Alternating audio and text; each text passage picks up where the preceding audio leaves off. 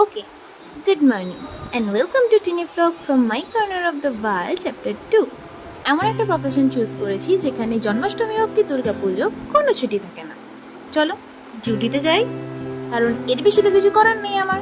আচ্ছা এসব বাদ দাও, আজকাল বাইরের আকাশটাকে দেখলে একটু দুর্গাপুজো ফিল হচ্ছে না? তাতে তোর কি আর করি, সেই ফিল নিয়েই পৌঁছালাম হসপিটালে পৌঁছে দেখি কেউ কোথাও নেই, আমি আছি আর কিছু স্টুডেন্ট আছে, বাকি আমার ফ্রেন্ডস কাউকে আমি দেখতে পাইনি। আর অ্যাটেন্ডেন্সে সাইন করার জন্য এ প্রান্ত থেকে ও প্রান্ত পৌঁছতে হয়, যেখানটা পুরো সুনসান ফাঁকা। যাই হোক, ডিউটি সেরে যখন বাড়ি ফিরছিলাম আকাশটাকে আরও সুন্দর দেখতে লাগছিল। বাড়ি ফিরলাম, স্নান করলাম, আর আজকে জন্মাষ্টমীর পুজো, একটু রেডি না হলে চলে বলো?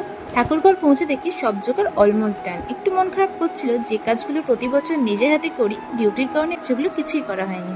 এই যে যার জন্য এত কিছু, আমাদের গোপ্র, আর আমার পিতাজি অ্যাজ আওয়ার পুরোহিত, আর আমার বোন অ্যাজ দ্য জুগারু, আর এই যে আমার ছোট্ট রাধা, যে আমি স্কার্ট পরেছি দেখে স্কার্ট পরতে ইচ্ছে, যে তাই ভাবলাম একটু রাধাও সাজিয়ে দেওয়া যায়, ওই একটুখানি।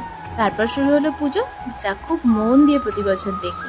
এরপর অষ্টতর শতনাম পাঠ, যেটা আমার শুনতে খুব ভালো লাগে। পুজো দিতে আমাদের বাড়িতে অনেক কেউ আসে, তার মধ্যে এই ছোট্ট মেম্বারটা এই ইয়ারে প্রথম। ওনাদেরকে বাড়ি পৌঁছে এলাম।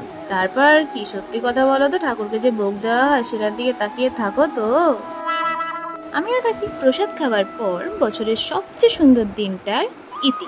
রাধে রাধে।